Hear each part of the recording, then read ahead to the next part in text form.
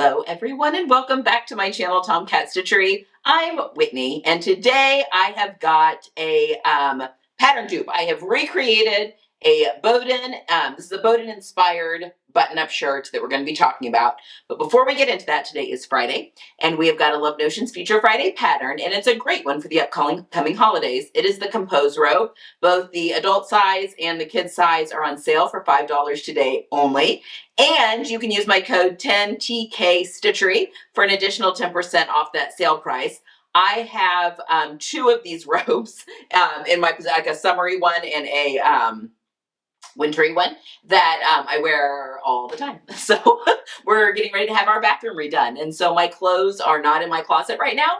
And we're having a complete bathroom rehaul. And I was just joking that I should probably make another one so that I can have a bathrobe on each floor of the house, because like basement, main floor, upstairs, because I've got clothes on all three floors now. Trying to move things around so that this major renovation can happen.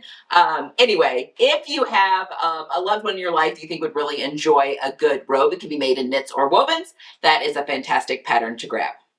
Okay. All right, so I want to talk you through my latest ready-to-wear recreation, and at the end of this video I actually have a tutorial showing you exactly how I did the hacking that I did on this particular pattern.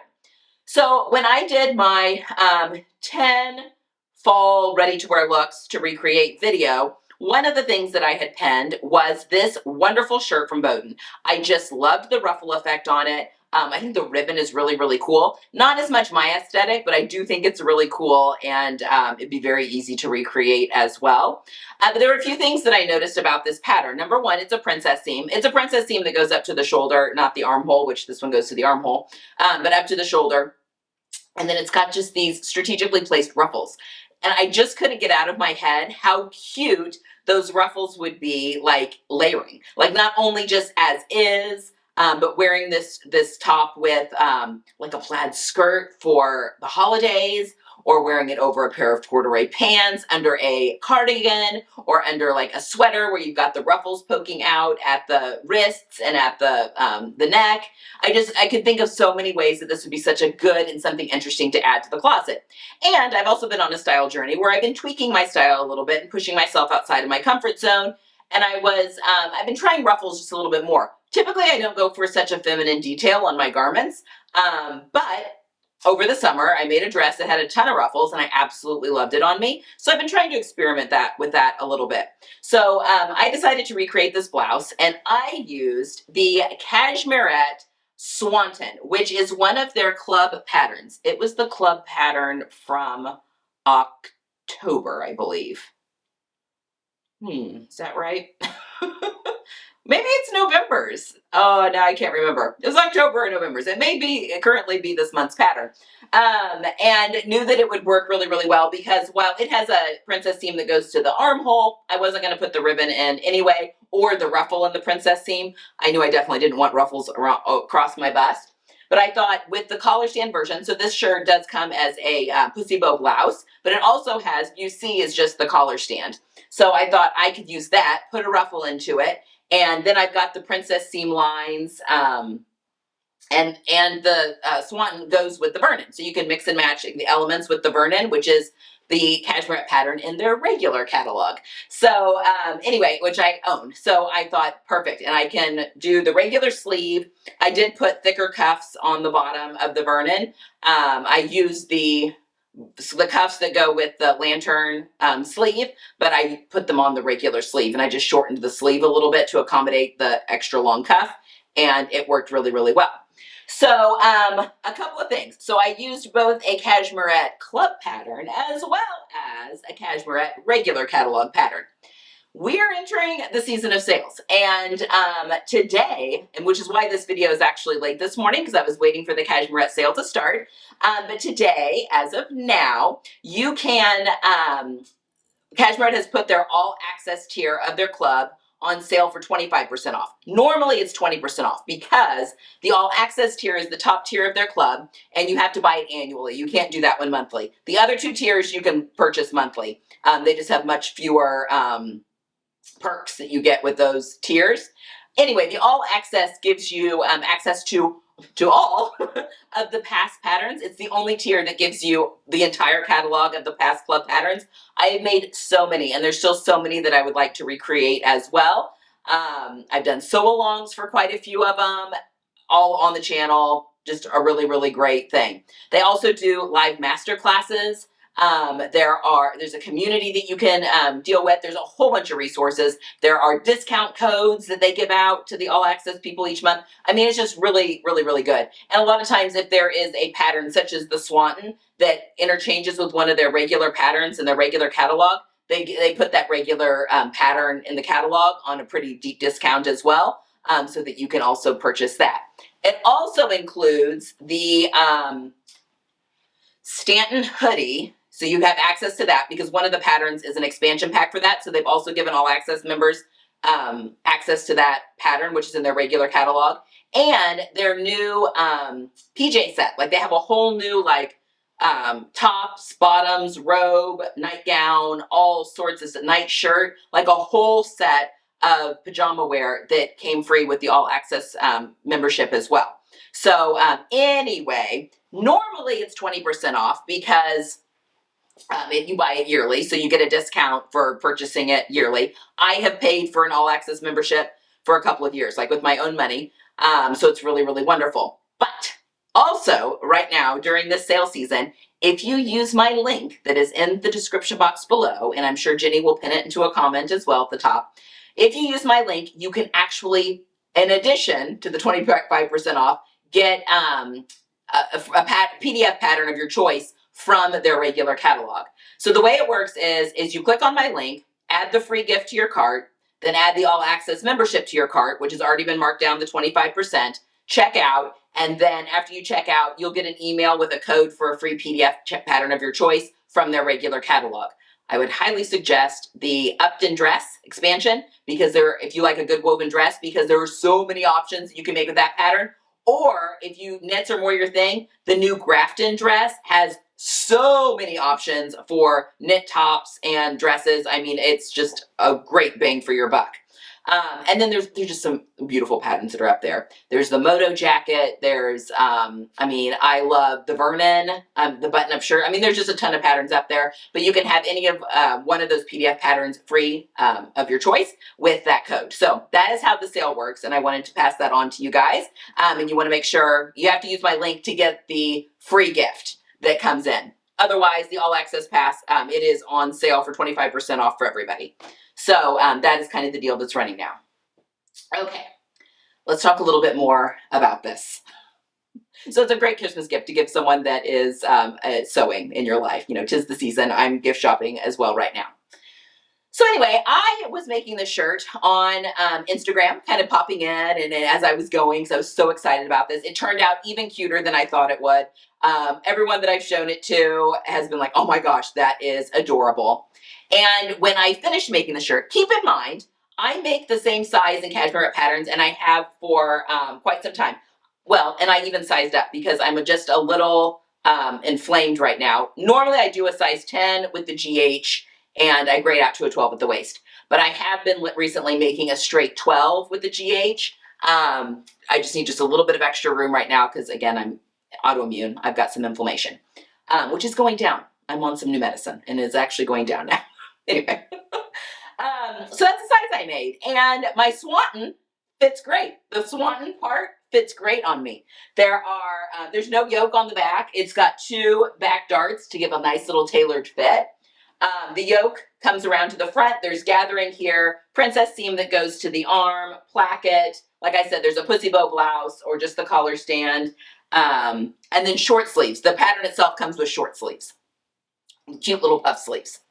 So the stand itself fit great. Tried it on. Yeah, great. And, you know, I printed it off or projected it with my projector, checked scale, everything like that. Fits great. But I had to pull up my Vernon shirt to cut out the sleeves for this. And I was in a rush. And so I opened up the file, cut out my sleeves and the cuffs. That's all I needed from the Vernon, and moved on with life. My scale on the Vernon was clearly not correct. And to be fair, I don't think, even though I checked my scale pretty much every time before I project. I've never been out of scale. I'm not even sure how I adjust that. To be honest, I'm sure I can figure it out and Google it. But I clearly was out of scale with these sleeves because, guys, my arms don't even come close to fitting into these sleeves. At first, I thought, oh my gosh, I've been working out, lifting very heavy since February, 3 days a week. I'm lifting real heavy, and I'm getting some really good, definition that I can feel in my arms. Can't really see it, but I can feel it. And I was like, there's no way that my arms have grown that much over the summer. I did measure them, and they are almost an inch bigger, which is not necessarily the direction I'm wanting to go in. I want them to slim down a little bit, but get definition. The whole point is muscle mass. But when I tried on my old Vernon, that's a 10 with a GH, it's a little tight in the waist right now, which I was expecting because of inflammation, but the arms fit fine. So I'm like, there's no way that the size 12 arms would be this tight. Anyway, the cuff is also super small. So it was just, the scale was not correct when I cut it out, and I didn't check that. So I cannot actually wear this shirt, which is why my daughter is modeling it in these photos. So she can get her skinny little arms into the shirt. I cannot, which is a real bummer. The fabric is a denim shirting from Minerva, and they still have this fabric. In fact, I just happened to purchase some more in the same color, but this particular fabric was purchased about 2 years ago, and the stuff that I just purchased, while it is absolutely the same color, the weave has changed a little bit, which I'm sure is just the manufacturer. Things just change, and because I thought, well, I'll just cut the sleeves off and put new ones on, but the fabric is just enough different that I think I'd be able to tell once it's on the top. So I think I'm just going to have to start all over and remake this shirt all over again, which is a bummer. But I had a lot of fun making it, and I love making button-up shirts, and I've got a couple more planned because I had to get rid of my old denim one just because it got too small, and then I ruined my white one with marinara sauce. So I have a lot slated. I love wearing a good button-up shirt. I'm doing a lot of button-up shirt making. Not a lot, but making a couple for my wardrobe. So I am going to remake this. I don't know who this one's, because Ava said it's not really her style. So she doesn't want this one. So I'm not sure who's going to get this one. We will see. But I'm going to make myself another one with the appropriate arm sleeve, and that will be checked 3 times before I cut out. Anyway, that is it. This is my recreated Boden top. Again, I'm going to send you over and show you exactly how I did the hack. So if you're wanting to recreate this, and you don't have to use the Stanton or the Swanton, if you have any button-up shirt pattern that has a princess seam, if you want to look like the Boden. However, if it's just any button-up shirt pattern, because the pieces that I touched have nothing to do with the princess seam, unless you wanted to put the ruffle in the princess seam like the Boden shirt, you can do this hack on any button-up shirt pattern. So if you're wanting to add a ruffle down the front, at the collar, and at the sleeve, I will send you over there for that tutorial. And don't forget, if you are interested in the all access, that sale is running from today through the 29th, so through next week. So now is a great time to get that if you have been thinking about adding the all access Cashmerette Club to your own sewing patterns. Again, it is one of my favorites. I belong to a couple of different sewing pattern clubs, and only ones that I really love. This one and Seam Work are probably, I also belong to Gertie's. I don't use hers as much just because it's a very specific style, but the Seam Work and Cashmerette, I use a ton. I absolutely love them. They're both pattern companies that I love, and so it makes sense for me. So if that makes sense for you, you're going to want to grab that deal. Okay, let me go show you how I did this hack. All right, so let's go through the pieces that I am going to be working with, changing, I guess, for this pattern hack. Now, I just want to remind you, you don't have to use the Cashmerette Swanton. I just had access to the pattern. It's got a princess seam. In fact, the inspiration actually has the princess seam going up to the shoulder. This one just has it going to the armhole. But I'm also not putting ruffles in the princess seam like the inspiration. So it's up to you. And this would all work on any pattern that you're using. for this hack. Okay, so the pieces that we're going to need is we're going to need 2 of our collar stands. And again, I'm using the Swanton, and I think this was like view C, where it's not the pussy bow blouse or the pussy bow, but the just the collar stand. If you're using a pattern that is the collar stand and collar, just omit the collar. You're just going to be working with the collar stand. But you should have 2 of those. I've got both mine interfaced. And we're going to be sandwiching a ruffle into the top of this neckband. All right, the other thing that we need are the front placket. Okay, for this pattern, the Swanton actually has on the left side a regular placket, so this gets folded in half and it gets sewn to the front of the shirt and then finished off all pretty on the left side. And then on the right side, it's actually a hidden placket, like a hidden button placket, but I don't want that for this. So what I have done is I cut out my left pattern piece and technically cut out 2 of the left side, except on what's going to be the right side, I cut the pattern piece in half lengthwise and then added a 1/2 inch seam allowance to that, so that I'm going to be basically sewing these together and then opening them up, and then they'll be the same width as the other side, because we're going to be putting the ruffle into that outside edge, whereas this one will just be on the fold. So hopefully that makes sense. And I've interfaced everything, so done that. And then the same with my cuff pieces. So the cuff on this pattern piece was just one rectangle, and then that gets folded like so and then sewn to the shirt, short ends sewn together and that sort of thing. But I just went ahead and cut these in half. Now, you could cut them in half and add your 1/2 inch seam allowance. And the reason I'm doing 1/2 inch is because that's the seam allowance for this pattern. But I actually just cut it out per the pattern and then just cut them in half without the seam allowance, because I don't want the sleeve to get too long. The ruffle that I'm adding is going to be 3/4 inch past the edge of the cuff, and I didn't want it to be the, ending where it should at the end of my arm and then adding 3/4 inch. So I actually just cut it in half, which will make this cuff pattern piece a little bit narrower, which I want because I'm going to be having that 3/4 inch ruffle past that cuff.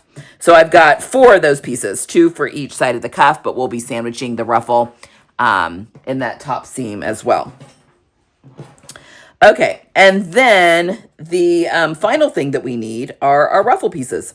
So I have cut a whole bunch of strips. Now, a general rule of thumb, if you're not sure how many strips to cut or how long to cut your strips, is that for each spot where you're putting the ruffle, you want to do 2 to 3 times the length, because we're going to be ruffling it down, because we're going to be gathering to make that ruffle. So that's just kind of a general rule of thumb. Now, for the width, like I mentioned, I want my ruffles to be 3/4 inch wide. So if I do 3/4 inch plus my 1/2 inch seam allowance, that's 1.25 inches, but I have to double it because I'm going to be folding them over on themselves, and then they're going to get ruffled. So that comes up to 2.5 inches. So my strips are all 2.5 inches wide. And they're all cut on the straight of grain. So what I'm going to do is I have a whole bunch here, but I'm actually going to sew all of these strips end to end. So I have one really, really long strip, and then we're going to go from there. That's how we're going to treat these little sections to put in. So that way I've just got a really long piece, so I don't have to worry about cutting pieces the exact length that I need for everything. I've just got a really long one that I will just trim once I get it pinned to each of the different sections. So we're putting the ruffle in the top of the collar stand. We're putting it into just the right side only, but the edge of the placket. And then we're putting it at the ends of our cuffs. So that is the game plan. So I'm going to go cut my ruffle. Or not cut. I'm going to go sew all of my strips together for my ruffle and then press them wrong sides together. So I've got one really, really long piece of fabric that is going to be folded like so. And I will meet you back here.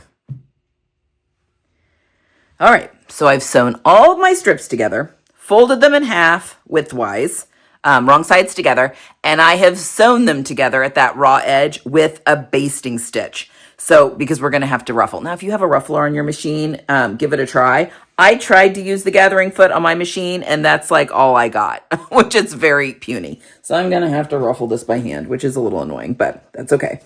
But I would definitely try it. If you've got a foot like that on your machine, definitely worth giving it a go. I think it's because I've got 2 layers of fabric, but I don't know. So what we're going to do now is I've done this in like sections to hopefully make this a little bit easier. And I've done my 2 rows of basting stitches. Get that going. But I'm just going to pull each of these sections really, really taut. I mean, I'm going to be sitting here probably forever gathering all of these. But basically, once I have gathered these to what I deem to be a good amount, I'm going to be basting them into the seam allowances. So here is, this placket is just going to be a regular placket. We can put that one actually in the rest of the pile of clothing. So on the right placket, I'm going to just ruffle this down. Where's my raw edge?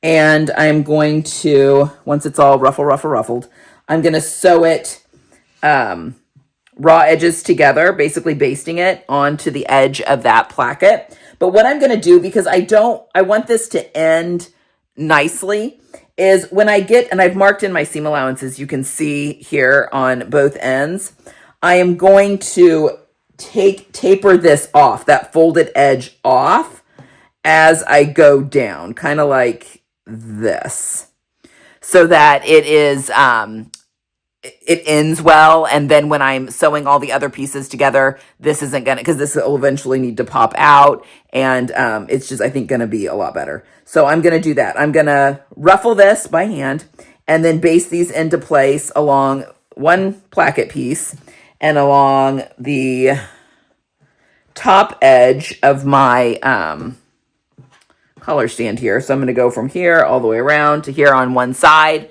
basting it again, raw edges together. So the ruffle will be on the inside of the piece. And then with my cuff pieces, I actually went ahead, these were square, and I rounded off the edges. I'm like, that's going to be so much easier to sew the ruffle to, but I'm going to do the same. I'm going to taper it out to nothing and then baste this in place along 2 of these pieces. So I've marked 2 of them. There we go. 2 of these cuffs, 1 for each arm, with those seam allowances. Okay, so I'm going to go do that, and then I'll come back here and show you what they look like. Okay, so I have gathered my ruffle and sewn it, and you can see here, oh, be in frame, where I have like obviously sewn with the ruffle on the inside, and then I've tapered off the end to oh my gosh, to cut out before that seam allowance there at the bottom. Because when this is all said and done, we want this to easily be able to flip out and to not get in the way of the seam, like where for this is the cuff, so where it's getting sewn to the bottom of the sleeve. Okay, so I've done that, you know, tapered it off on both ends there on both cuff pieces. And then also on my collar stand, I tapered it off on the edges there, and then also on the placket. So this fabric frayed horribly as I was, because, you know, when you're pulling your gathering stitches and then you're pulling the fabric along them, it was clearly fraying like crazy. So I think I'm in the clear now, though. I'm going to go ahead and I'm going to sew these to their counterparts. So I'm going to go ahead and make my cuff pieces, make my collar stand, and make my placket. And then I'll come back here and kind of show you the finished effect. And then obviously then they just get sewn into the shirt per the instructions. So I will be right back with that. Okay, then when we have sewn the other subsequent side, so here's my placket. So I've got both sides sewn, and now it's like basically folded in half, just like the other placket piece is, folded in half and ready to be attached to the front of the blouse.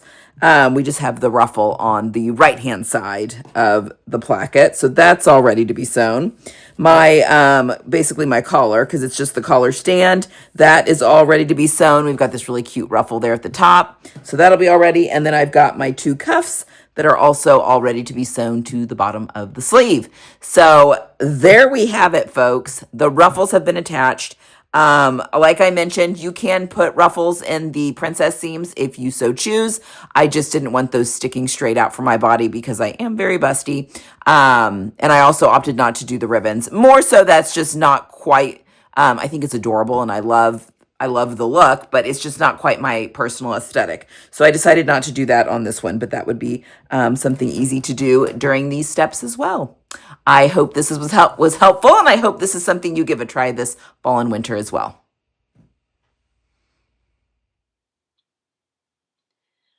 And there you have it. I hope you give it a try and make a ruffled button-up shirt of your dreams. And I hope the sleeves fit you. All right, that's all I have for today. I hope you get some sewing in this weekend, and I'll see you guys again next week.